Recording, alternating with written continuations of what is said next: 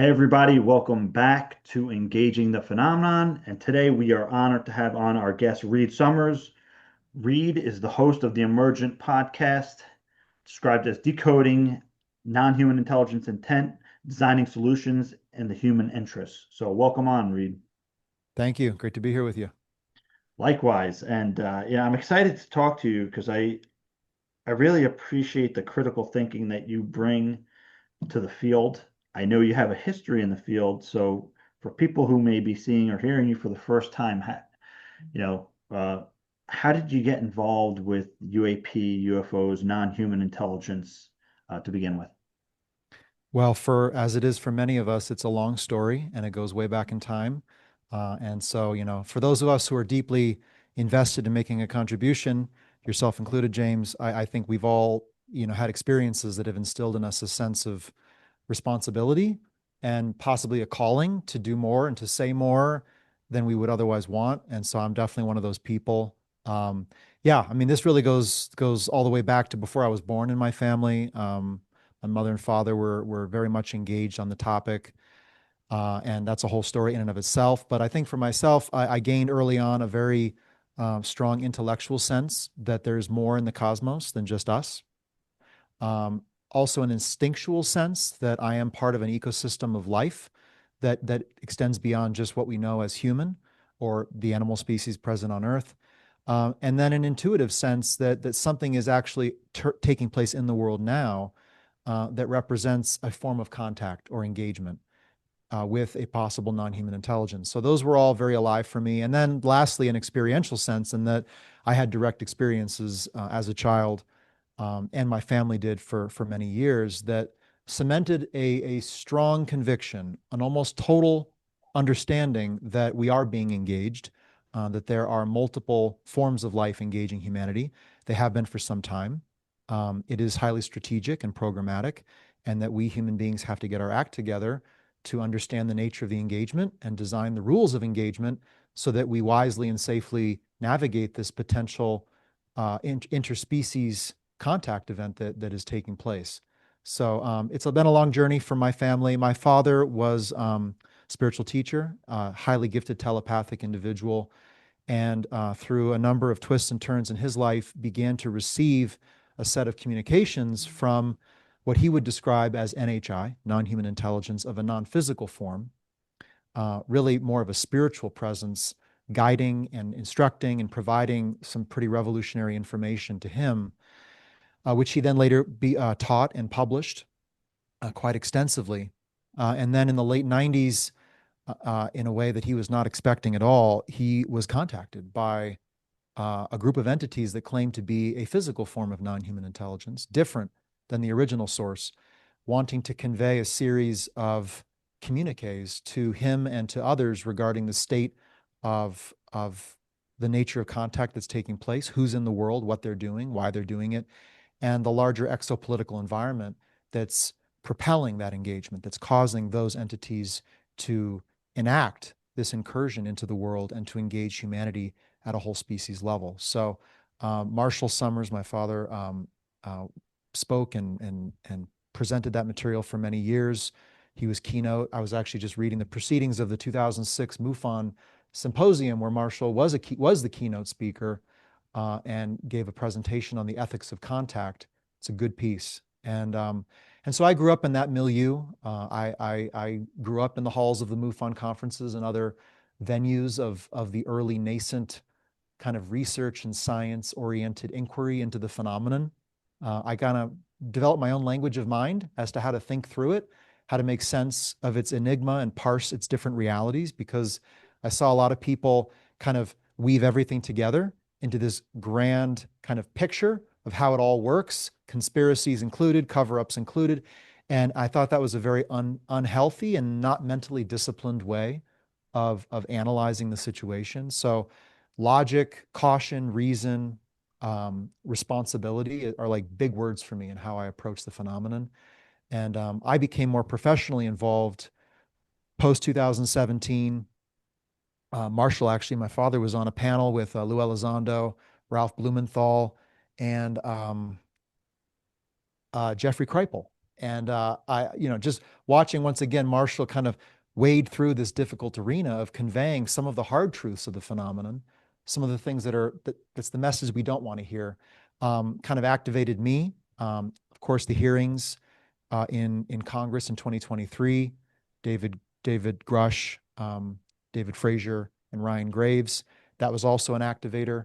And it's just a sense that I need to be in this field, contributing as I can, helping the public think through this phenomenon. Because my sense is, as disclosure, whatever that ends up looking like, rolls forward, it's going to take very inauthentic, inaccurate expressions.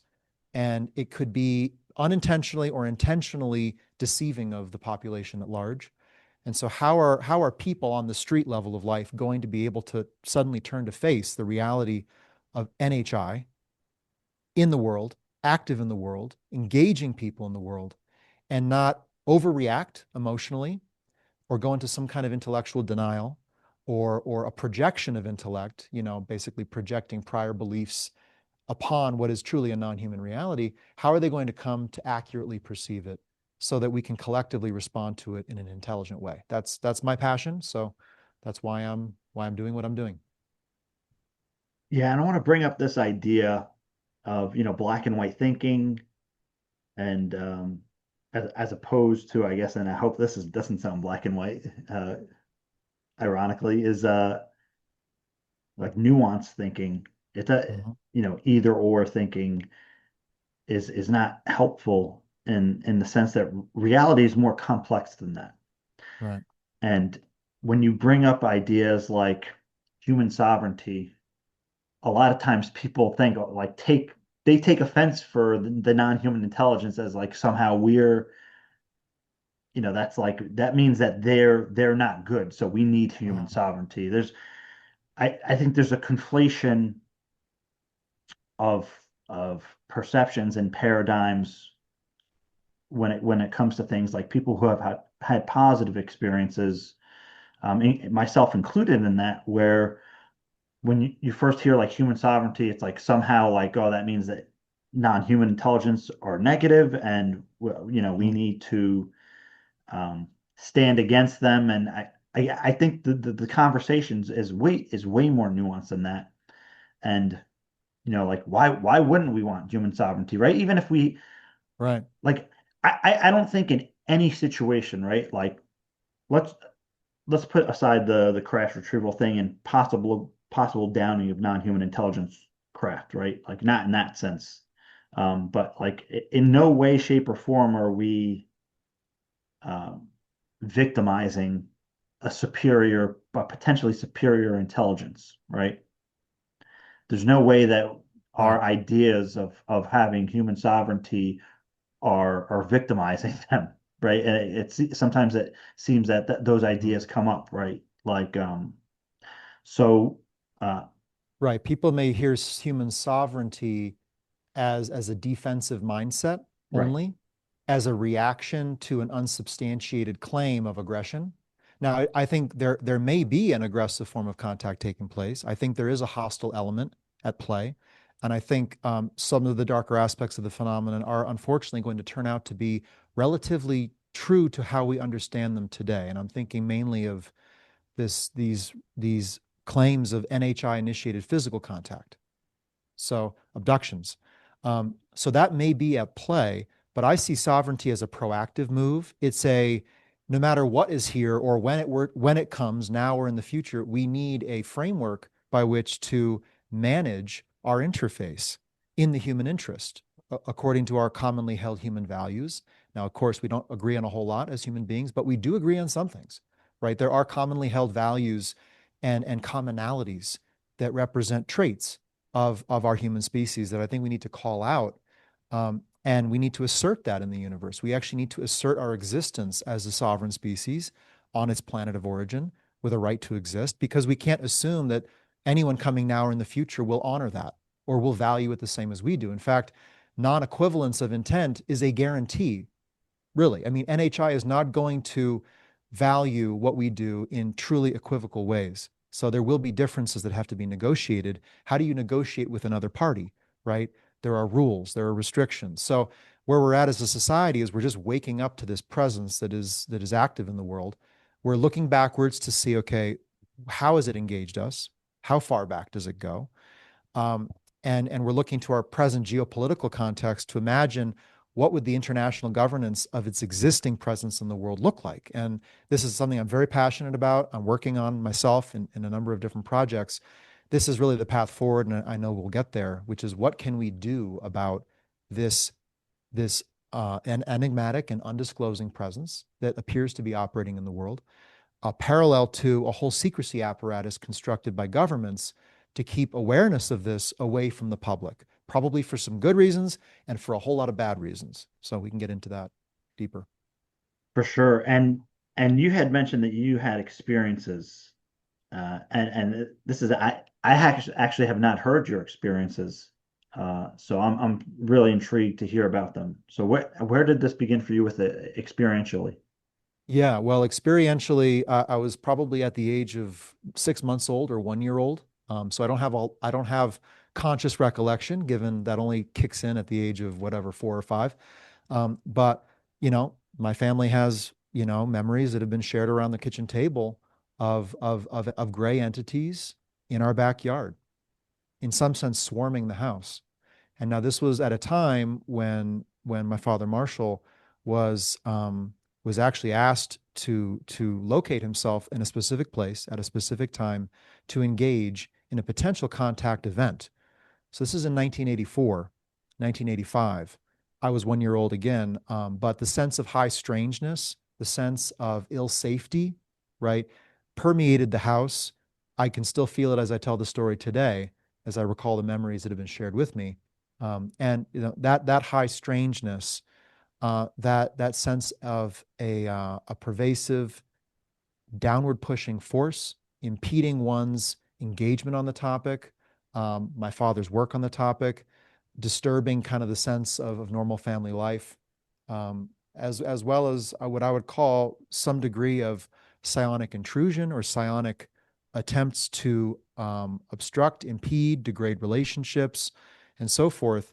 Now, I know that sounds super speculative to some people. Like, okay, you think you're getting a psychic attack by some unsubstantiated non-human that you say is Yeah, in the world. Okay, yeah, and I get that, but you have to understand that if you begin to seriously investigate this phenomenon and layer up from the fundamentals, right, of some of the very earliest government acknowledged crash retrieval programs of physical structured craft, of non human beings, not just biologics, entities with evolved structures, of telepathy that military personnel have directly experienced. If you layer up across all the different facets of the phenomenon, and then you directly experience what you can only describe as a tremendous anomaly that would just it would defy your imagination to think that this could happen between two humans, and it happens, then you begin to step into this new and strange arena.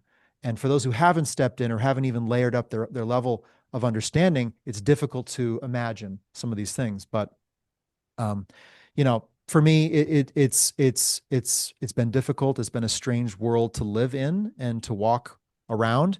The more logical and grounded, scientifically and historically grounded I've been, the better.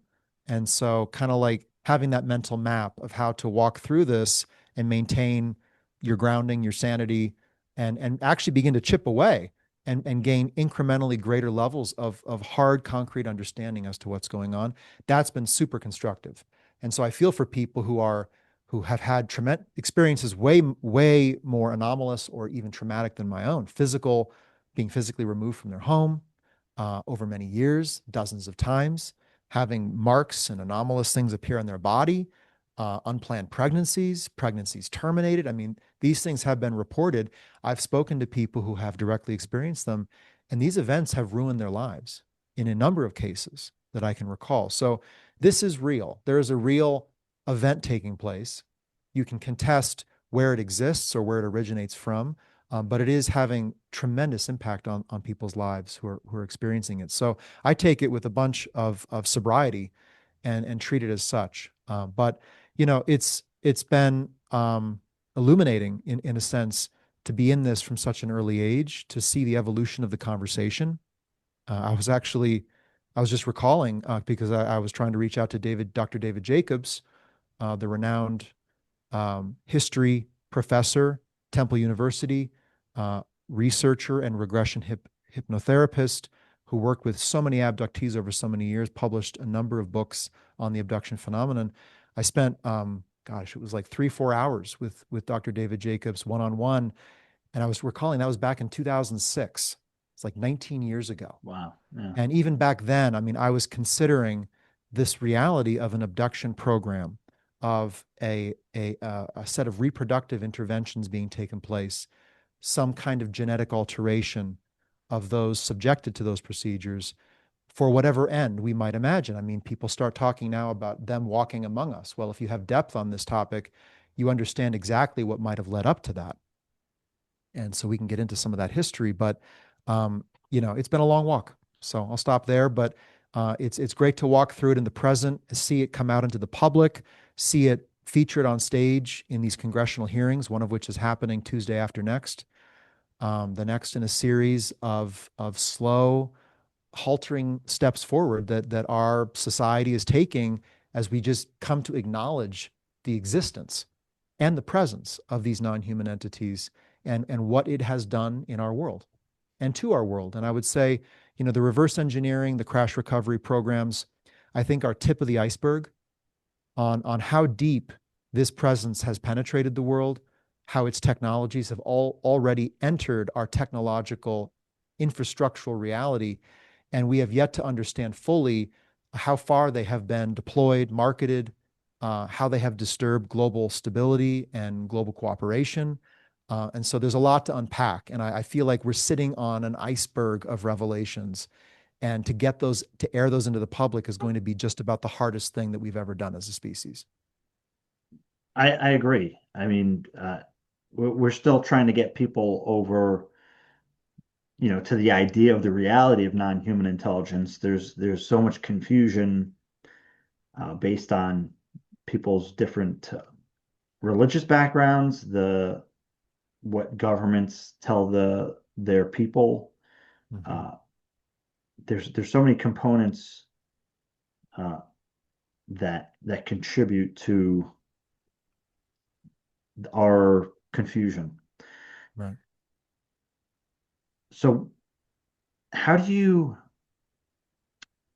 with kind of what you said, how do you reconcile or try to make sense of the different approaches? Whereas, um, Jacob's work, as opposed to, John Mack's work, Mm-hmm. where Jacob's work seems very one slanted, and Mm-hmm. Dr. John Mack's is slanted almost in the opposite direction. Yet we have both, right, simultaneously. Right. So what's your sense making on that? Well, first off, I think the testimonial record is one of the most important places to look for signs of intent, for intentions, and for the overall programmatic goals of whatever this engagement is. Because I think it is a program, the volume of UAP activity, the global distribution of it, the seeming attempts to outreach to different power centers, not just different superpowers.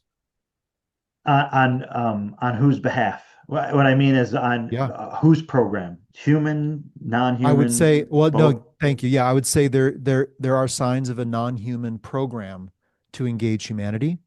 Some would say it's incidental. They're scientists. They're dipping in for samples. I don't think so. I think there was some kind of detection leading to an observation, leading to an analysis that was staged to prepare some kind of incursion, some down and in procedure of actual engagement. And the engagement has not been, I would say, on the whole, with government. It's been with citizens. It's been with the base unit of the human species, which is the individual human being. And to understand that, you have to go to the testimonial record. You have to talk to people. And of course, you have to get out of the way, the mass media effect, the mass delusion, the sleep paralysis. We're all tired of hearing, oh, it's the, UAP, swamp gas, and the planet Venus. Well, we should also be tired of hearing mass delusion and sleep paralysis as a way to push off the strong testimonial indicators that people have had direct physical encounters. So, Dr. David Jacobs, Bud Hopkins, John Mack, there's been many other abduction researchers, or just researchers of encounters, I should say, more broadly than abduction. Um, and what they have found is this kind of orthogonal, angled in activity, which is this force, this entity engages people in a largely non-consensual manner, not certainly on equal footing. So there's not a lot of kind of permission of individual sovereignty, if we could confer that to the individual over body, mind, the functioning of body and mind, and one's normal functioning within society. These encounters do tend to leave a strong mark. Now, for some, that's highly positive, and for some, it's highly negative. I think that's the superficial level, right? Right. Things can look or feel phenomenal and can absolutely be part of something much darker. I mean, we can generate positive emotions via pumping chemicals into our bodies, even us human beings. So to think an NHI could not engineer an experience to mask the real activity, I think we have to assume that. Likewise, on the other side of the coin, people might have a tremendous traumatic experience around something that actually was not that demonstrably harmful to them physically or was not intended to be. So it can run both ways. So I think we have to get underneath the skin of the kind of the unprocessed report and begin to look at some of the deeper qualities of the psychological syndromes that might be at play. How might people attach themselves to an NHI or believe it to be good as some kind of psychological trigger for survival, because that's certainly at play. And then, of course, and I wish there has been, I don't think there has been, a concerted effort to get into the field to collect scientific evidence of what is happening in the moment of physical encounter. So, and that's an opportunity available in the present to citizen scientists, I would say, to look for electromagnetic anomalies, biochemical anomalies in the body of the experiencer, to figure out what's going on with implants, which have long been a part of kind of the conversation around these encounters. So um, there's a lot to be done there. But yes, I think there is a program of engagement. And as far as I can see, you could say there's a leave no trace uh, principle being enacted, which is, either this is some kind of beneficent engagement that doesn't want to leave any traces of itself so as to not disturb normal human development, or it's a leave no evidence principle, or, cover your tracks, which is don't leave any evidence for us to use to uncover the true nature of what's going on. The lack of evidence in the context of a bulk testimonial signal like this is highly suspicious to me. It says to me that something or someone really does not want us to understand or even acknowledge the existence of these encounters. So I think we need to kind of acknowledge that and then get over that hurdle with real field research into the nature of these encounters. Yeah, and I wonder to what extent the so-called legacy programs have actual data on that, and that's part of the problem with transparency, or why we need transparency. Of Right. course, there's this hyped um, idea of disclosure, and what does that actually mean? What can actually be disclosed, and even if there is or is such a disclosure, what will actually be disclosed, and for Right. certain it's not going to be 100%, right? And if it's Right. not 100%, what is missing from that disclosure, and why, and what's the intention of the actual disclosure? Mhm. I mean, that's a whole, there's a million questions around. That's an entire podcast. But one thing you mentioned before about, crash retrievals, technology transfer, we didn't even get into, I think, the idea of potential agreements Right. with non-human intelligence by some factions of the government, as far as we can understand it. Uh, what do you think of the idea, like, it's possible that, a crash retrieval occurred to seed technology to influence the way in which we develop technologically, potentially to integrate into a larger society that thinks they want us to integrate into the society. May not, it's not our choice, or may not be what we would choose, because it's happening so subvertly. So Right. what are your ideas on that? Like, I'm thinking of things like integrating ourselves with AI. Right. right? I Transhumanism, right? I think But it's a totally responsible line of questioning because if we acknowledge NHI are present and operating in the world, we have to acknowledge the presence of a non-human interest. What is their interest, right, with us? And though it will not look human in the sense that they are completely of a consciousness that is not us, right? So we can't assume they're thinking to be human, but if they're looking to enact human ends, they will use human means to do so. They will do what we have done in our world to each other to either engage in collaboration or competition. And so I do think there are some interesting parallels to what we see with NHI activity and with what governments tend to do. We talk about psychological operations, false flag events. There could be a psychological operation being undertaken by a non-human, absolutely, to shape perception, to prepare IPB, initial preparation of the battle space or the thought space, as it were. And if they are highly telepathic and able to affect thinking and emotion, well, those give rise to action. That will reshape the human landscape if we think and act and emote and act differently. So I think we have to be asking the question, there are these two parallel secrecies. There is the human secrecy surrounding the CR, the RV, crash recovery, reverse engineering of these crashed vehicles, the potential for alien reproduction vehicles, flying over skies, etc., directed energy weapons, psychotronic control, all these potentially new means to deploy force and effect, some of which may have a non-human origin. So we have to put that over here, but then running alongside parallel to it is this non-human secrecy. They are operating in a state of almost complete secrecy.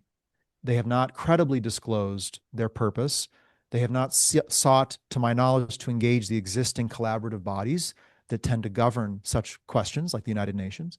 And so it's been a selective engagement with some signals that are pretty concerning. We can get into what those are, and I don't think there's a convenient and ever-present air gap between them, right? I think there is a mixing and merging of these two secrecies. So how are they converging is the question, not if they could or if they ever will. If they're here, I think they will converge. And so, to your point and to your question, yes, I think the crash recovery is a bit of a mischaracterization or as a bulk mischaracterization of what's happened.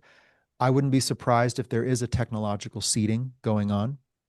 If tech has been transferred in exchange for definitely territorial access, the ability to operate on land, to collaborate with existing military infrastructure, for NHI to do so, and for cover to engage the population, and for the government to either be complicit or to just basically possibly collaborate. But that's a dark little tunnel to go down. But to at least be complicit. So yeah, and there are some signals of all of that. So I think it's a responsible question. Now, I do tend to read the news a lot. I look at the world. I look at the balance of power. There are some very non-human moves being made today. I'm thinking of Russia sending, tens, if not over 100,000 of their service people to death in a borderland dispute over a swath of territory, right? That is marginally valuable to them economically and has caused colossal economic damage to them, probably for 30, 50 years at least. There are some bizarre moves being made by world leaders. There are efforts to kind of isolate and silo those who are working on this issue from each other. Now I'm thinking of the special access programs within government, right? That siloing effort.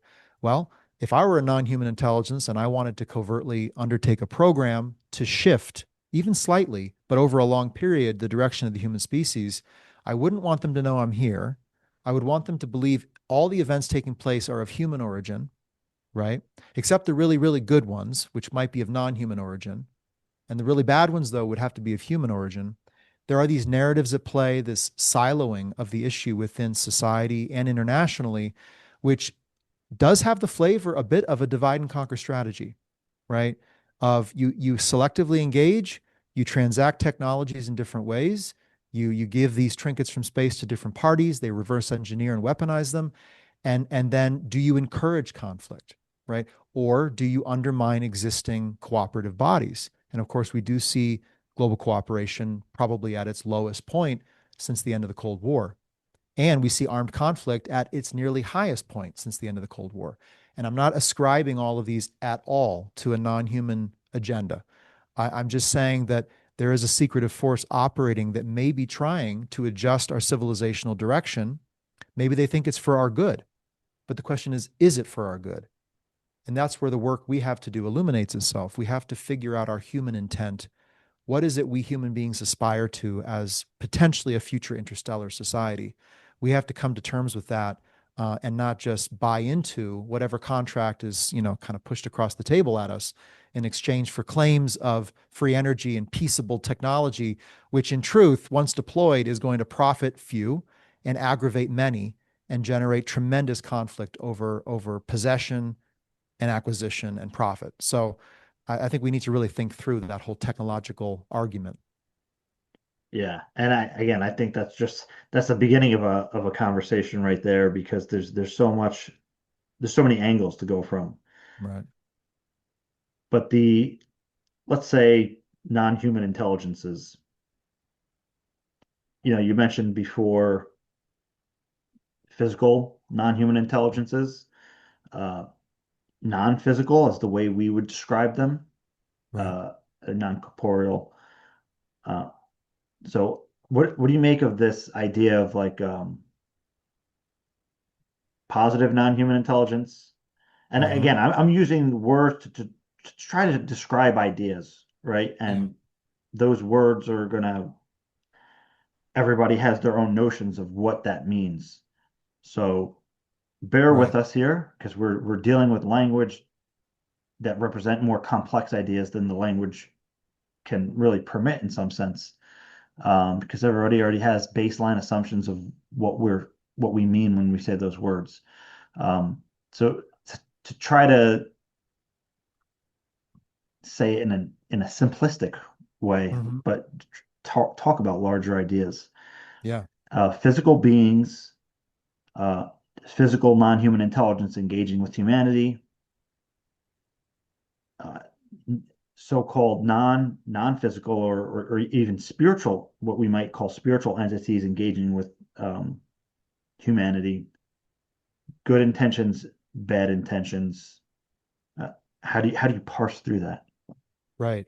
Well, just to back out and look at the whole, I think we're waking up to the ecosystem around us, Yeah. and in the physical and in the non-physical, even the dimensional space. So, and I know NHI is being preferred over words like extraterrestrial or alien or extraterrestrial biological entity because it doesn't presuppose origin or nature. It's a much broader category that invites us to consider the all of what might be here and that might be around us. And I think that's healthy. We're expanding into a sense of inclusion in an ecosystem versus this island mentality that says we are the ones, we are the only, we are the people, we're at the center of the universe. Across the vast blue is nothing and no one. Or if there is, it's the spirit world, right? Like there is a tribal mentality there that would disable us from accurately interacting with other entities. So, and before people get to assessing the phenomenon, they have to get out of the impossibility to the possibility. They have to go from nothing can be out there to everything can be out there, right? And I wouldn't be surprised if that's more or less the case. I mean, in the universe at large, so much could be out there at all levels of development, all levels of spiritual development, ethical and societal advancement, technological advancement. So it could be as complex as the world around us. I wouldn't be surprised. But I think when we focus on what's here now, we shouldn't assume that everything that's out there is engaging us all at once together. I think there will be very clear distributions. Some presences will inhibit others. And if there is a negative actor, I don't think that they would tolerate a quote positive one all that well. And I'm not sure the positive one wants to go to war with the negative ones on our behalf. So I just don't think it's this rainbow of intents. I think Hmm. it's a strata. There are one or more at play, and we do see some signs of conflict in the skies between UAP. So that could be a signal of some kind of tense exchange between different parties. So that said, now the non-physical, Now, I know a lot of folks, kind of angle in on the consciousness element of this, which is that those who have direct experiences don't just have a physical encounter, right? They have long-standing consciousness-based experiences related to it, the hitchhiker effect, um, a spiritual sense or awakening, and so forth. Now, we may be interfacing with a physical being that has technologies and capabilities to bridge dimensional spaces, but they are physical. Okay. Yes. Even us humans, we have demonstrated the capability for extrasensory perception. So why not NHI? But with NHI, we presume them to be non-physical in origin, in nature. Why? I think by all accounts, there is a physical biological set of entities here that have powers of mind, technologically amplified probably. But they are still physical. Are there non-physical NHI? Of course, that could be possible, angels, demons, etc. But there's kind of like a category inflation, and then a lack of mental discipline to delineate lines and focus in on what we can with this hard physical phenomena of structured craft in the skies with bodies on board, allegedly. So I think at that level, we don't need to write angels and demons onto the entities on these craft. I think more likely, especially if they're physically evolved, is that they've been under the pressures of evolution just like us, and they have their own intents and purposes that will collaborate over or compete over, and that there might be something about us or the planet that is of interest to other forms of life. So this kind of carte blanche NHI term needs to be decomposed into its respective elements, not all of which are as connected as we might imagine. Now, though, when it comes to positive, let's get into that kind of positive, negative, um, the polar description. Personally, human beings, are we positive or negative? Well, I Right. could be positive one day and negative another. I could be a total jerk at the checkout lane and then dive into a lake and save some drowning child, right? So I am an entity, right? I am under the pressures of survival, of resource acquisition, of procreation, and of establishing my place in a coherent society, right? And I can do good or bad in light of that. Now, that's why I would say judge me and all others based on their activities, and don't try to ascribe an absolute statement of quality of intent to them. So I go to beneficial, detrimental. Are they beneficial? Are they detrimental? NHI in our space. And my measure to that is the human interest. It's that we have a commonly held set of values and what I would say is a young nascent human identity that we should nurture forward, and that is worth upholding. Is what NHI doing to humans of beneficial or detrimental quality? Right. And now you can go qualify that. You can go look at the qualities, the composition of the experiencer account, for example. Um, but whatever we engage out there, it's going to have its own intent. I don't think we should assume that it respects us all that much, given the signals that we've flashed the universe with, everything from nuclear weapons to mass starvation to killing our own kind. And so there may not be a whole lot of species respect at the outset. We may have to gain that or earn it. But I think I look at more of a nature-driven kind of scenario at play, competitive intents that have to be negotiated in the physical environment, the habitat of the earth. And I think that's the most productive point to try to get to when we talk about negotiating with this NHI presence. Yeah, and with this question, I don't want to go too far off the center line, but what is Oh, you can go as what is far off it as you'd like.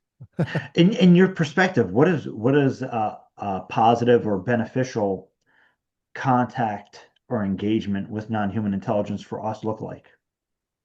Well, first off, um, in its initial engagements, there would be some honoring of some core principles that human development should not be attempted to be meddled with or unduly affected. There should be some acceptance of the natural growth of our species, especially the development of its international society and the use of technology. There should not be technological seeding, right? We don't want somebody throwing, a bandsaw into the sandbox of children, right? And if we do tend to fight, struggle, and compete over just about anything, especially, I mean, look, the big power struggle in the world is over technology. Yeah.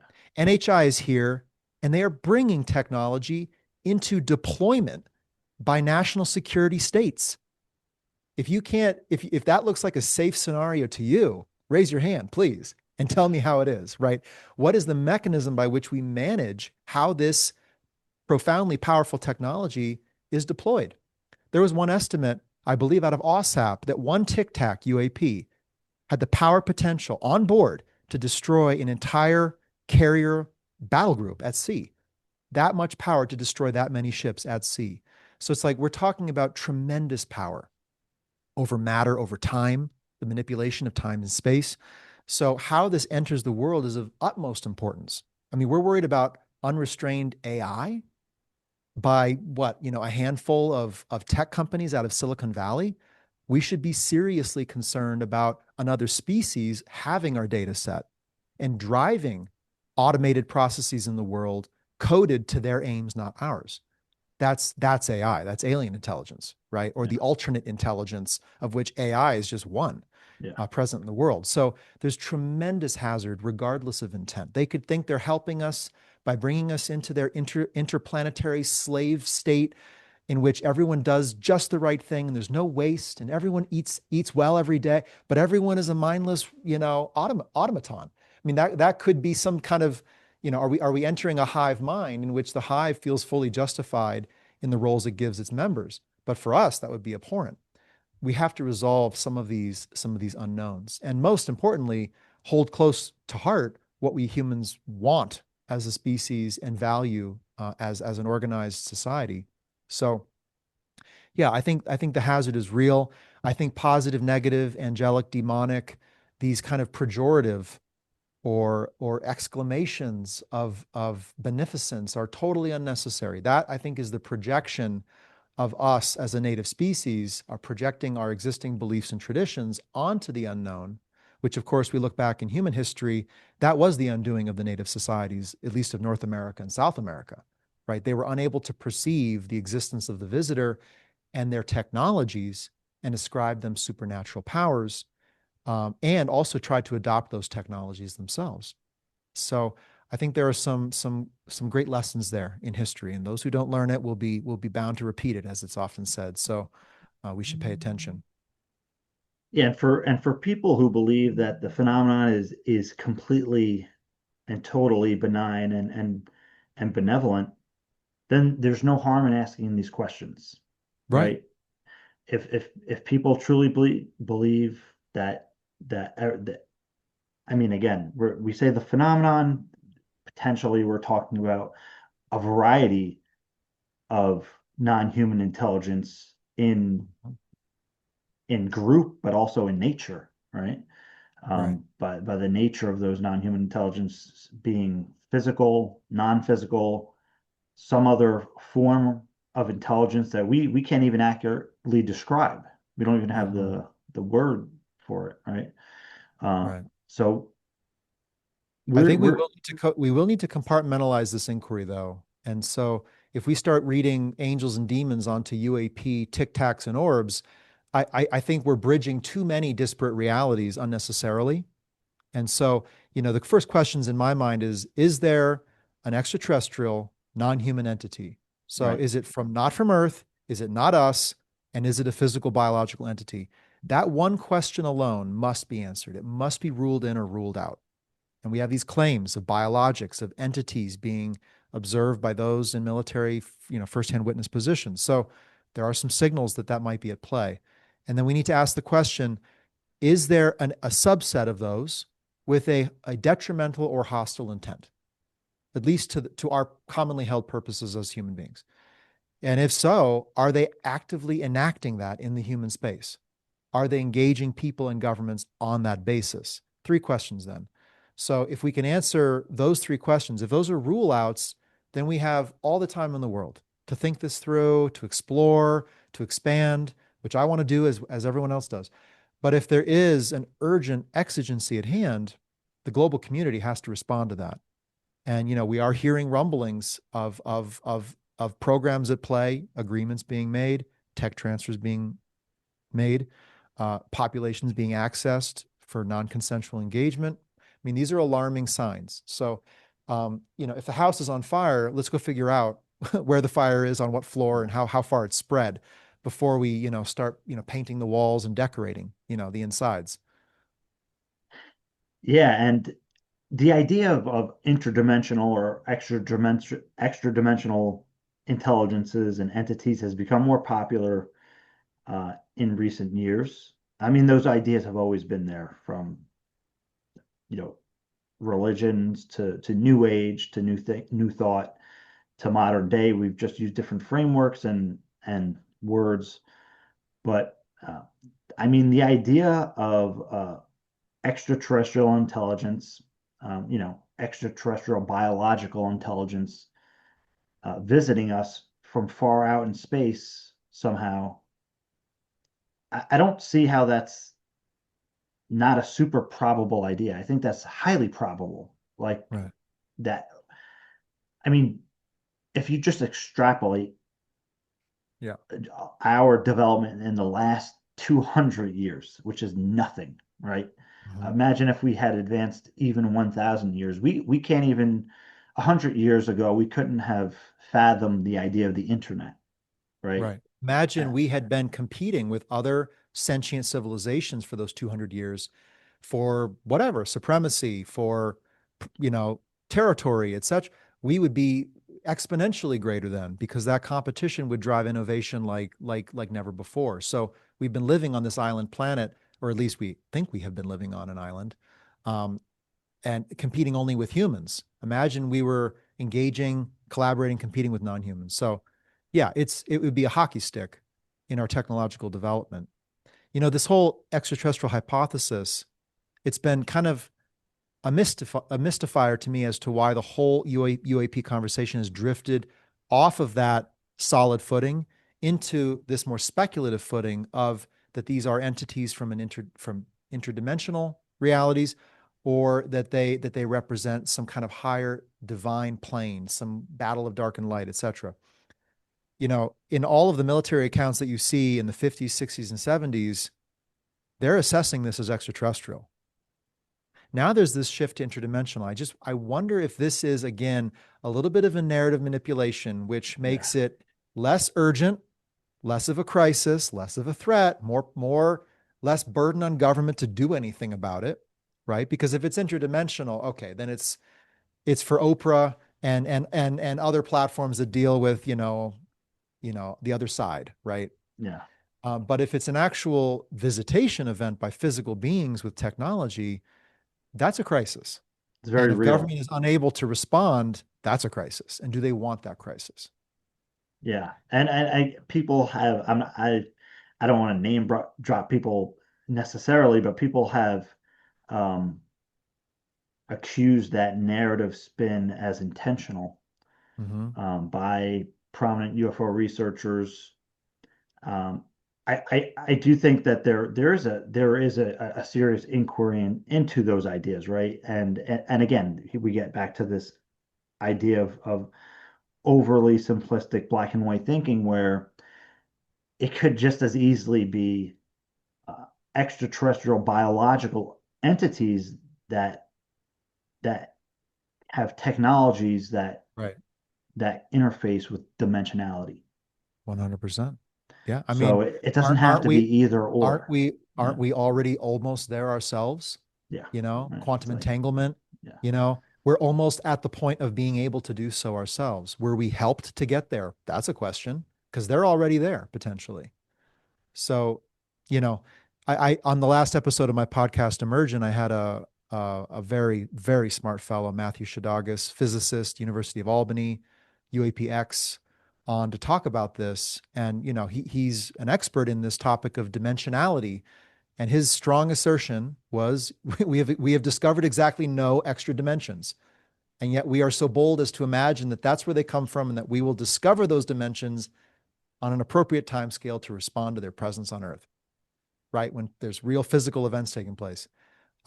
He goes on to actually say, and I would never have known myself because I'm not a scientist, but that, you know, as you theoretically move dimensional spaces, size decreases. So right. there's a compression of scale. And so an entity from a dimensional space we theoretically could imagine multiple stacks away would be an entity the size of a pea. So, there are some theoretical problems with this dimensional theory of origin. Um, I just, it's unnecessary to start there, in my opinion. It's not necessary to rule it out. I Right. just think we have a hard physical phenomenon and we have bodies and beings and entities at play. And it's become kind of taboo in UAP polite society to talk about that and to angle into that footing, and much more in vogue to kind of do this possibility parade of ever novel, more novel theories going around the block. Everyone wants to have a more novel theory to show off as to the origin of these entities. So I think there's an expansion into this larger reality of life, which has so many layers, I'm sure. But then there has to be a down selection to the most immediate and urgent and studyable aspect, which is its physicality. Right. And I agree. And there's no reason we can't do all of those things. Uh, Now, getting to, I guess, this consciousness Mm-hmm. question, consciousness interface and engagement with non-human intelligences, the psionic capability of not only human potential, but non-human intelligences utilizing the ability, either innately or technologically, to interface and utilize consciousness to engage with us and by all other means. So what where do you sit on the psionic component? And again, with the whole spectrum, ranging from physical non-human intelligences to what we would consider non-corporeal or spiritual entities.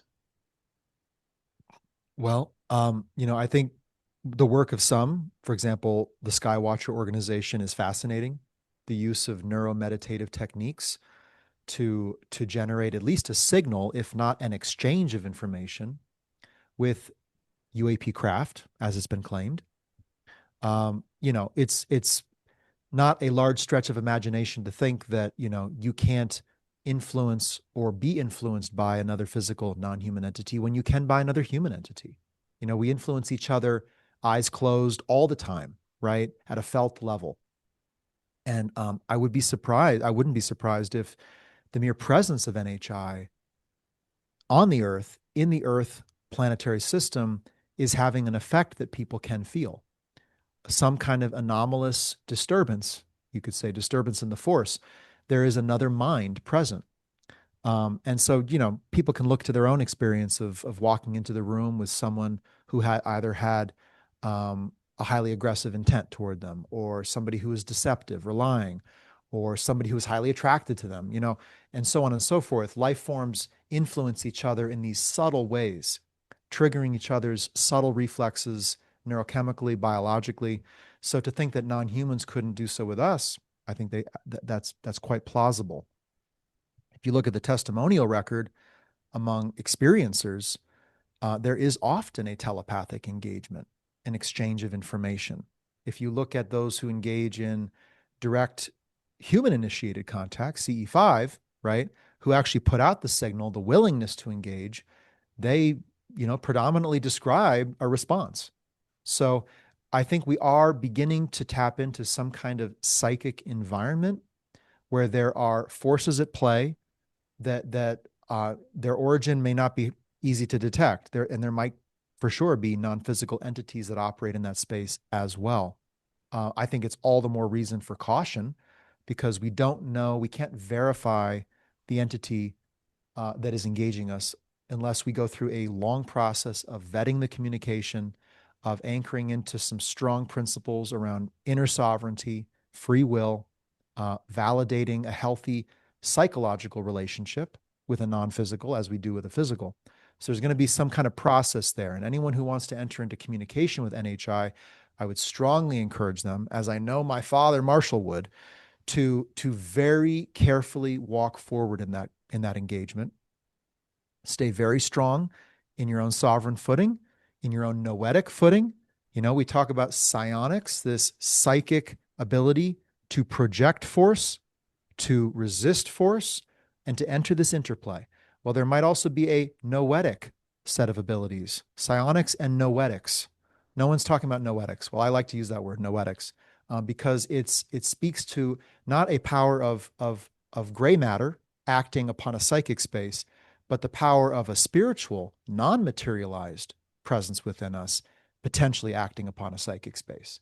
And anyone who's engaged in deep meditation or prayer or a concerted religious or spiritual practice over a long period has probably discovered that there is another intelligence within them that can enable them to have direct, immediate perception of objective reality and to do things they cognitively would never think to do, but that have tremendous effect in real life. So, this spiritual force, the spiritual intelligence, which I will add, in my opinion and in my practice, because I am a practitioner of this, is extremely protective in the psychic.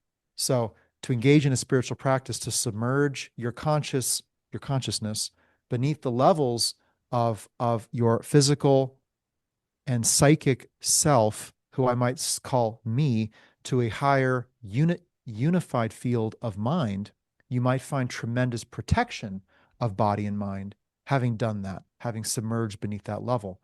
And so we might discover that spirituality becomes extra important for a number. And I would actually love to get into this because I know this is big for you, James, is spiritual practice, the spiritual side of contact. Um, it's not just nuts and bolts. It's not just, bodies and minds kinetically engaging. I think there is a spiritual event taking place as well. But at a functional level, to tap into this spiritual center of mind, I think generates a tremendous force field of protection against any form of psionic incursions that might be taking place. And from talking to many who have been in this field and who are experiencers, they describe psionic incursions pretty universally, actually. Now you could read that as good, right? And yet the problem is a lot of those engagements, they do not honor kind of the principles of safe relating, safe relationship. And there is a kind of lowering of the guard and a carte blanche acceptance or belief in the positivity of the other entity without really validating it for oneself with authority. And that's a big concern of mine. Right. And gives me a number of questions or lines of inquiry. Um, one being, uh, you know, you had mentioned the Skywatcher initiative, and in your perspective, how do we move forward with something like that responsibly? Say individuals Mhm. like myself who have participated pretty heavily in something like CE5, who have tried to done it safely, and when I talk about it, I usually now will add a disclaimer, right? Mhm. Like you could have a positive experience, and even if you assume, even if let's say the non-human intelligence itself is positive, right? If we Right. just make that assumption, it could still be disruptive to your life and your reality in different ways, for better or worse. Again, in my experiences, they've generally been seemingly positive. I'm open for interpretation as to the reality of what that is. Um, but how do you think we should move forward for people who are willing, right? Because there's an idea about, well, you shouldn't try to initiate contact, but Mhm. by by nature, we as humans are curious, we're explorers, and somebody has to be that, like to sail the oceans and discover the other land and whatnot, or go out into space, right? These are Right. not in nature safe endeavors, yet they have contributed to our evolution, right, and Mhm. our understanding. So we do, Right. I believe we do need people that are willing to proceed in that navigation, um, to have greater understanding. So what do you think, regarding human initiated contact, and Yeah. then kind of packaged along with that, I guess, the development of the noetic faculty? Great question. You know, I'm not gonna put a rule over everybody in this respect. Again, I mean, I want to empower people to be the prime actors in this event. I think we are the base units of the human species. We are the individual humans, so we have a right to engage on our own volition to an extent. Of course, we could compromise the integrity of our civilization by doing so too, and that's part of the international control mechanisms we need to make it so that NHI just can't fly anywhere, do anything, engage anyone at any time. So there have to be there. There's kind of there are bounds, but within those bounds, I know people are expanding into this sense of connection to a cosmic reality. I think that's extremely healthy. I think we need to expand out of this purely centric sense of self and experience ourselves as interconnected. Now we have to kind of delineate lines again, though, in that that sense of connection to what's out there does not mean we should necessarily pursue that connection with those who are directly physically here in our human home, right? And so there has to be some framework by which we vet an individual or an entity or a force that wants to engage us. If we are the ones who want to engage them, I think there's some pre-workup to do there. Why do you want to engage them? What's driving that? And there could be many things at play: an emotional need, a depression in human potential, loneliness, right? So if we rush out onto the streets of life to start shaking hands and making deals and opening up the checkbook, bad things can happen, right? Welcome to life. So I think caution is warranted. I think NHI initiated contact has to be thoroughly examined, safely vetted. I do think authority figures need to be in the know and involved in managing this at some level. And I know that may not be something everyone wants to hear. No one wants to imagine the FBI giving them permission to go aboard the craft. But I mean, you go aboard that craft, you're bringing all of the human genome with you, all of the human knowledge base that's in your head with you. So you're bringing proprietary human information potentially off planet with you. So there are implications that affect the collective. So that's that outer bound. But in my opinion, given the current state of these physical entities operating at will in an undisclosing manner, I would not feel personally safe opening up my psyche to the universe of what's present here physically on Earth, until I have a greater sense of the scenario at play. And we talked before the show, James, about just needing to have a more logical, grounded, and nuanced conversation about this, not just leaping to belief. It's all bad, it's all good, love and light, doom and gloom. Like, there's got to be a footing. And I think the first footing is one of logic, evidence, and caution for oneself and the species. And from there, you can then consider opening yourself up to engage. But again, for what purpose? Why would you engage? What's your human intent? Anyone who walks into any space without knowing their own intent is liable to get in trouble, right? Life itself. And again, it's not because it's a dark or evil universe out there. It's that there are other entities with other intentions, and they may not defend yours on your behalf, especially if they're totally unknown to you. So I would be very cautious with direct human initiated contact. I think gaining capability in a psychic new environment is important. Developing skills for psychic or psionic defense. Why not be able to defend yourself? There's nothing hostile about that or inherently defensive. Defending yourself is what every entity is capable of doing. That's why they're still alive. So, to be able to put up guardrails and block unwanted things from your space, I think that's super important. Developing that noetic connection so that you have the power of spirit to guide and inform you, very important. Gaining a clear scenario on what is taking place with contact, I think, is really important, and not abandoning all of that kind of logical work to just run into the embraces of whoever or whatever's out there. So I know there's this rush. There's kind of like a gold rush. At times it feels like, to be the first to make psionic connection, to reach out to the craft, to call it in, or to even control the craft with your mind. And there are people trying to do that in a controlled setting with good safeguards. I could imagine some experiments in that direction. As a broad rush by society to do it, I think highly treacherous. And again, like, if you're out there for yourself only, okay, do what you want to do. But if you want to be a part of onboarding society to this phenomenon, telling the broad public to just start meditating and opening their minds to NHI and inviting an ecstatic emotional experience is really not a good ideal. One effective means of control is to create an emotional connection. So a non-human entity could certainly create an emotional connection with us. So, just because it feels good doesn't mean it is good. That's lessons of life right there. And so I think we just bring that same wisdom into this new arena. Well, and part of these initiatives is because we don't have the transparency, so people are like, I need to find out for myself, right?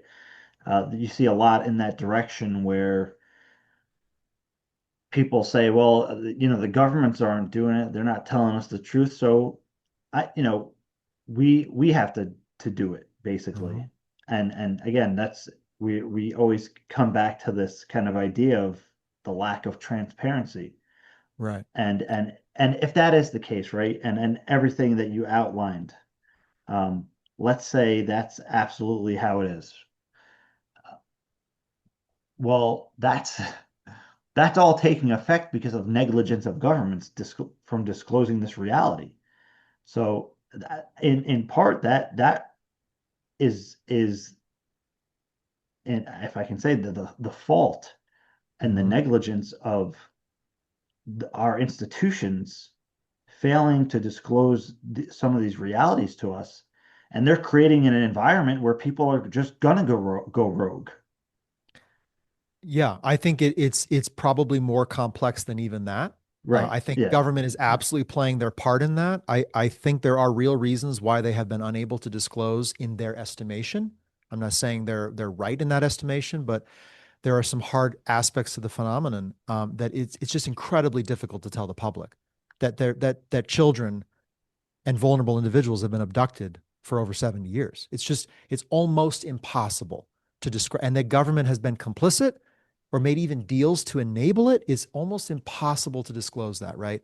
Now, I'm for disclosure, Yeah. and I'm increasingly not on the side of controlled disclosure because I think controlled disclosure, the illusion of control, human control, Yeah. plays directly into the playbook of non-human interests. They would Right. love us to think that we can manage this behind closed doors as federal authorities. Yeah. When the whole reality has been sucked out of the federal space and into the private sector and has gone totally haywire, right?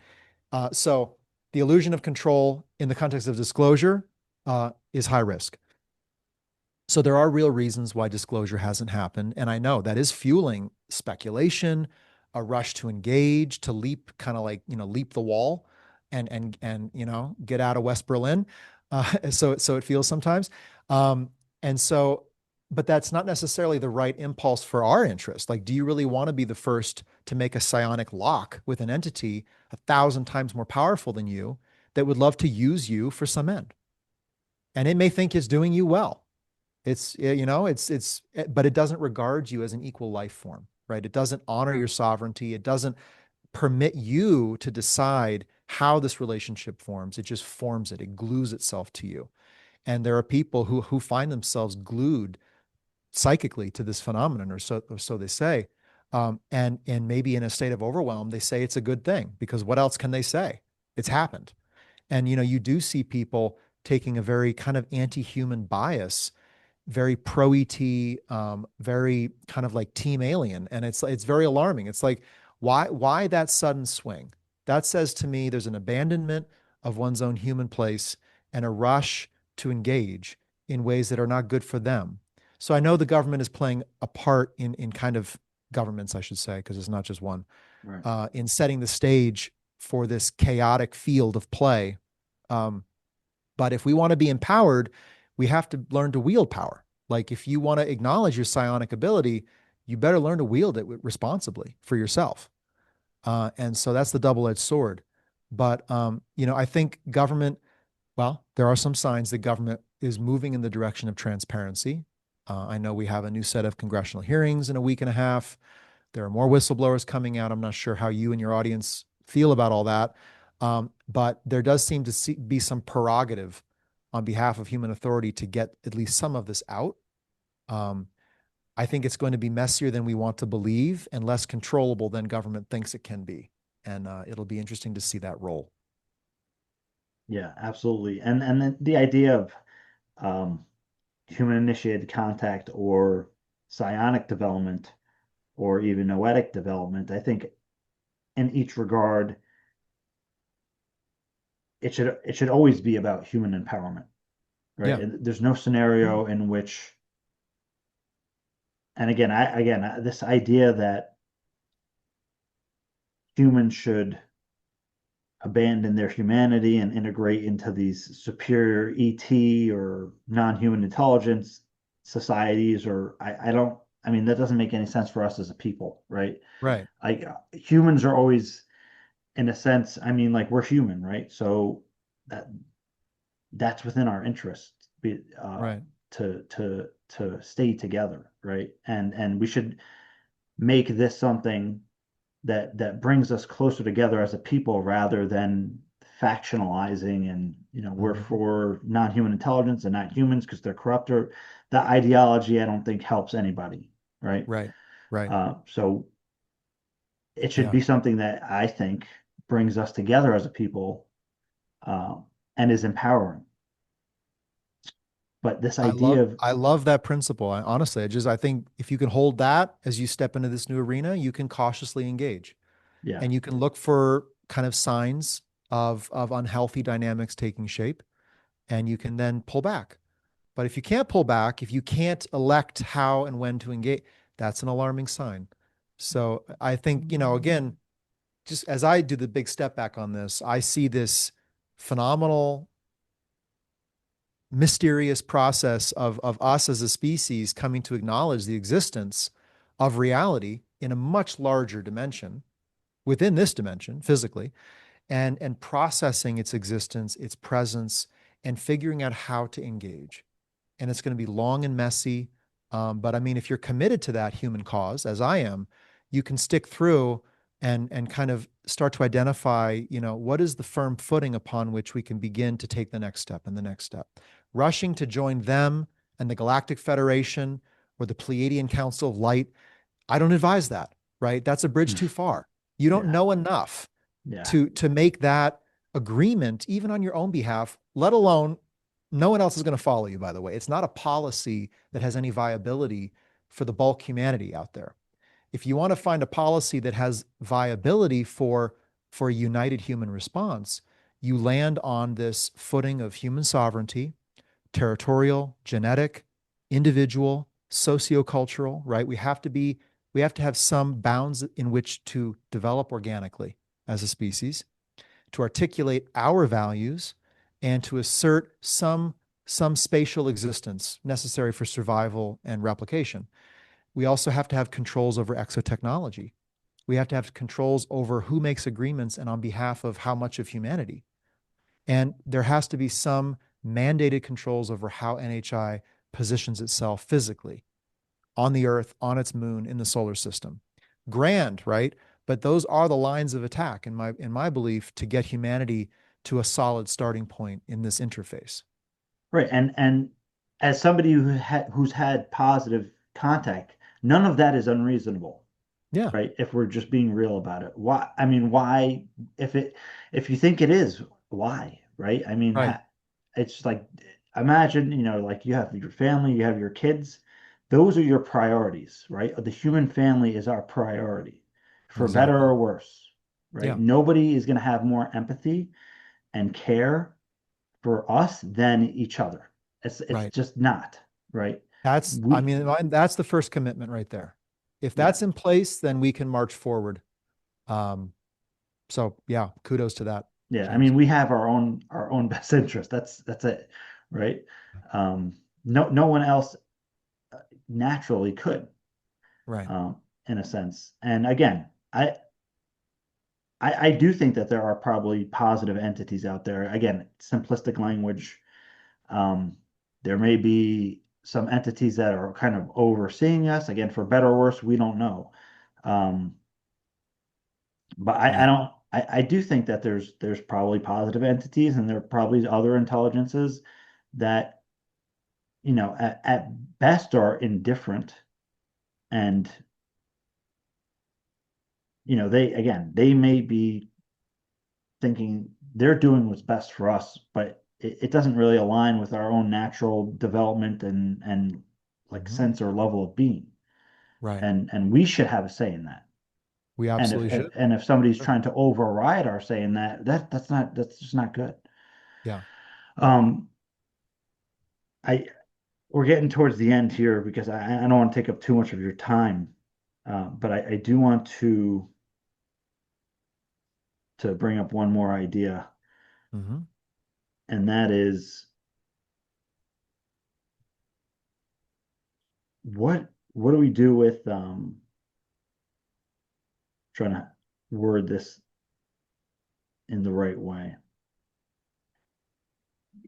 The idea of not different non-human intelligences influencing the disclosure of their presence upon us, right? Hmm. They're if on their terms rather than us just disclosing the reality of everything the way we would like, and Right. the potential influence non-human intelligence has had in gradually disclosing themselves to us in a way that they think is safe versus our own disclosure process or secrecy, and the Mm. whole kind of mix of that, right?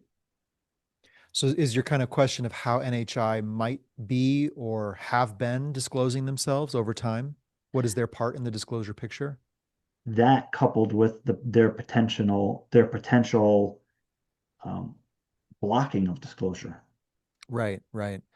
Well, from what I can see, there has been selective engagement to, and in those selective engagements with experiencers, some have claimed that they have disclosed who and what they are, why they're here, what they're doing, and there is the inception of a narrative with that, and then these narratives spread, certainly in the present online. So we have the Galactic Federation, the Pleiadian, the Arcturians. We have all these narratives of human stewardship over millennia, if not millions of years, the authorship of our religions, the authorship of our civilization, or that we are them, or that, so to me, some of that looks like the beginning efforts of some effort at disinformation, at shaping perception. Actually, by definition, you'd call that a psychological operation. Psychological operation may be to inform correctly. It's just an operation to shape the psychology and the perception of an event. So I do see something that looks akin to a psychological operation at play when I look at those who are ardently spreading this narrative of either the prison planet or the extraterrestrial steward or savior. In whichever one you subscribe to, it comes down to this base reality of human non-empowerment, that we are essentially subjects to a larger, more powerful force that is either evil, that needs to be upseated by a benevolent entity, or that is benevolent and can steward us into some higher level of, enlightenment or something like that. None of these acknowledge and support our inherent process of engaging our observational capabilities as a species to collect evidence, to observe on our own behalf, and to logically think through possibilities to get to the logical probabilities.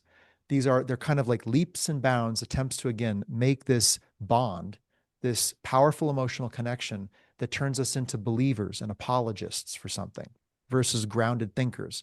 So that to me is somewhat alarming, and I can't consider those to be credible disclosures. So some would say, well, they have disclosed. They're just waiting for the government, the evil government, to get out of the way so that the people can wake up to their reality. I don't buy that. I don't see the evidence of a credible, good faith disclosure by the NHI, who have reportedly been engaging power centers, working with military and defense entity, et cetera. So it's like there's a little bit of a playing both aisles in that. Um, from what I can see of the trajectory of the phenomenon, how it has shaped over time, looking at the geographical distribution of UAP sightings, how they have engaged military, nuclear facilities, ground observers, and how they have taken to more covert operations in more recent decades.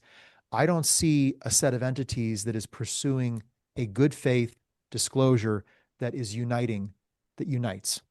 I see continued secrecy. So I wouldn't surmise that NHI is working towards disclosure.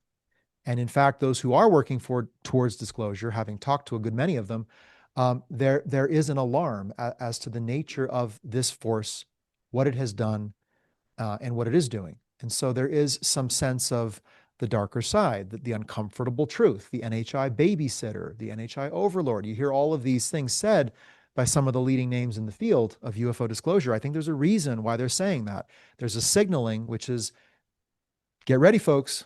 This is going to be really disruptive, and it's not all love and light. It's not all love and light. I can't tell you how many times I've heard it's not all love and light. And so let's take that momentarily as true. Um, that and I think the darker aspects are not purely on human, it's not just human beings on human beings. There is a non-human factor there. So I wouldn't be surprised if the NHI interest is oppositional to full disclosure, which has been characterized as catastrophic disclosure. But that's actually full disclosure, because controlled disclosure will be inaccurate disclosure, Right. inherently inaccurate. Um, I think there's a factional fight at play, at least within the government of the United States, and I think there's an international component to that probably, to control the narrative and to get this out either in a more full, fast-paced way or in a very slow drip fashion. And I think there's a lot of bad human laundry at play in that factional fight. There's a lot of legal implication. Crimes have been committed, bad things have been done by humans on humans, etc. And there are national security secrets. There are weapons platforms that can't be disclosed, etc. So there's a lot of our own baggage now bound up in the disclosure of NHI. The belief that by the government disclosing what it knows, we will have access to the truth about NHI, I would contest that line of thinking. They may be highly misguided in their notions about what this phenomenon is. Just think of the Collins elite, this claimed group in Right. government Yeah. who are Yeah. keeping this from being even investigated because it is inherently demonic.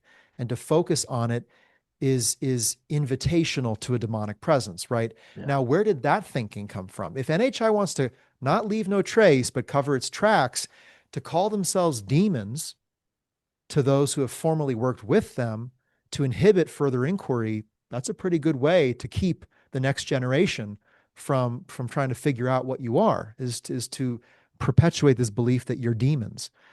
And so, this expectation that government can lead us into the light. No, I think what government can do is they can provide affirmation of what society and civilians are already coming to understand themselves, using, again, logic, nature, science, history, a grounded perspective on how nature works and might play out in an interstellar environment. So, I mean, that's my work, my whole platform of Emergent, the book I'm writing, Forerunner, the community platform I've developed, is all for responsible citizen inquiry into this phenomenon, in the hopes that we can get the ball down the road on our own without relying on government to handhold or spoon feed us to that end. And maybe that lowers the pain threshold for those in power who are sitting on the dark secrets to basically confirm what society is already coming to know itself. But I will say, I do think there is an NHI interest at play with disclosure. I think it's also bearing out geopolitically and in the big tech race among superpowers. And again, to what degree has this presence already disturbed the geopolitical balance, or is driving it in certain directions? I think we need to begin to responsibly speculate about that. Absolutely. And again, these are serious questions. And with that, I do have one more question. Yeah. You seem very grounded and level-headed in your approach, um, and not alarmist either. Or so how do people uh, kind of tackle these kind of questions and inquiries, stay grounded without going too far into speculation, Mhm. but also not becoming distraught, right? Right. And being hopeful even in this endeavor, and this Yeah. even what we can even say as an opportunity Yeah. of disclosure and understanding the greater reality. Yeah. I mean, I appreciate that question. And I know there's a lot of people out there who are feeling that calling, that like, I can't just turn away from this. I can't just, turn on UFOtainment and say I'm a part of the greatest event in history. No, I'm not. I've got to actually be a part of making it happen in the right way. And I respect that. I've responded to that calling. James, you and I were talking before the show about, both of us experiencing that sense of a responsibility to get involved in the right way. So if you are feeling that, I commend it.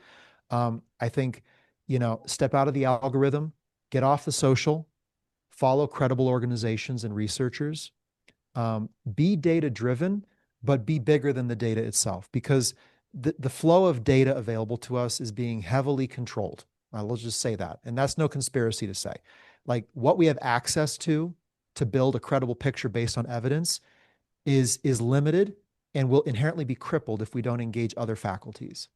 And so, in my course, Decoding Alien Intent, and on my platforms, I talk about this layer up approach of how to develop one's thinking and approach to this new reality of engaging NHI using first principles thinking about the universe itself, this nature driven outlook on what life could be like out there, how evolutionary dynamics play out, how resource scarcity is still at play, how planets of interest may be part of what's driving this engagement with human beings, our alteration of the planet Earth, our threatening of its ecosystem, for example.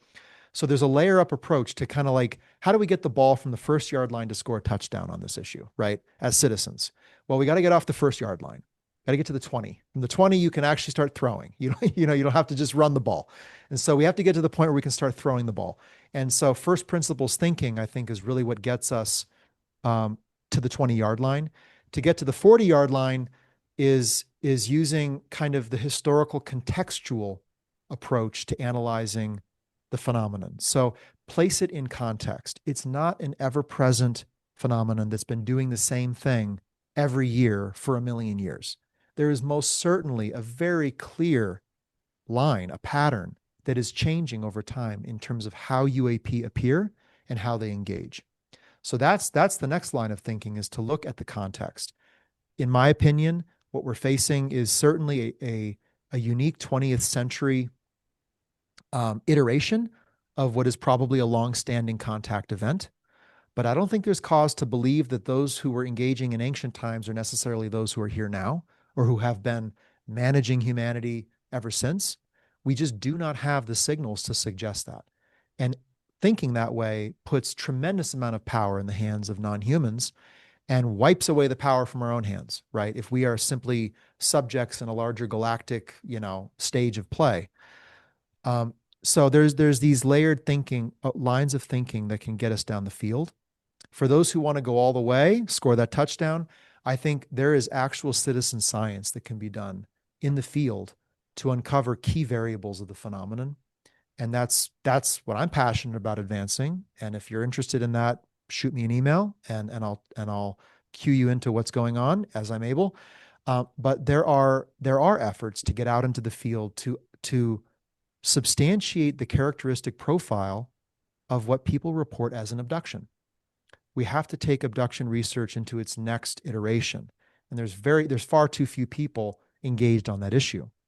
We also have to look at the mimetic spread of how these narratives about NHI authoring humanity, authoring our religions, being the gods in our spiritual scriptures, how are these memes spreading in society? Where do they start? And who spreads them, and how do they spread them? And there's a research project to be done there, I would say. So that's another line of attack. And then, of course, there's articulating kind of the protocols for contact, the rules of engagement. What are the ethical guidelines by which humans should engage any NHI at any time, even call it a theoretical engagement? We have tremendous work to do to articulate our position as a species and how we would manage this new interface with an exosystem, the ecosystem, the exo reality beyond us. Mm-hmm. So there are all these lines of approach that people can engage in. But fundamentally, I think it's an inward driven process of outward engagement. Like, how is this stirring you? What is your part to play? And for some people, it may be a small part, maybe to be here to just support disclosure, so that all human beings alive today have access to the awareness of this. And I think that's commendable. For others, they need to get into the kinetic fight, literally, to advance our human knowledge of what's out there. And we need, 100 times more of those scientists, researchers, investigators on the front lines of this phenomenon to fully uncover its reality, and not do the false authority syndrome of believing government or the NHI themselves are going to do it for us. Because I think there are powerful interests at play that will reshape the landscape ultimately. And if we citizens don't get involved and take ownership, we may wake up one day and not be the humans that we were. And I wouldn't be surprised if there is some kind of adjustment of us as a species so that we do shift laterally off our foundations and become some other type of entity with some new set of capabilities, but ones that are not being used in our best interests. And where can people connect with your work? I have a podcast. It's called Emergent. It streams on YouTube. I have a platform called Forerunner, forerunner.reedsummers.com, where people can kind of examine these front lines of the phenomenon, get out into the weeds of the unknown, and put together their own assessment of the scenario at play. Let's see what else. I'm also working with a number of initiatives to investigate NHI at a research and science level. And there's also a number of other events that I'll be speaking at and helping to chair and MC. So if you follow me on X, YouTube, Facebook, etc., you'll get notifications of that. But basically, my invitation is be one of the forerunners, be one of those who is not just aware, but is empowered to act and act with your full set of human capabilities. And if we can be that vanguard of citizen advocates, activists, researchers, scientists, I think we can help get out ahead of society's engagement with this and put some firm footings, some anchors in the ground that'll really help people at large as they come into contact with this phenomenon, which, as it may be happening even in the coming weeks with Congress and other activities by the federal government, people are going to be waking up to the reality that we're not alone, and so they need others like themselves who have done the work and who are in the game fully to help them think through that tremendous enigma. I appreciate that. And I think that a lot of these questions and concerns, no matter what side of the fence you're on, that positive or negative or however you know make sense of the phenomenon, is that these ideas and questions, we have to navigate through them either way, no matter what Right. your belief is. At the bottom line, we need the truth. And the only way we're going to get that is by going the course of inquiry and making it happen. So, and Yeah. I appreciate your part in this, and I look forward to speaking to you again soon. Great, James. Thanks for having me. Great to Yep, chat. absolutely. Take care. Thanks.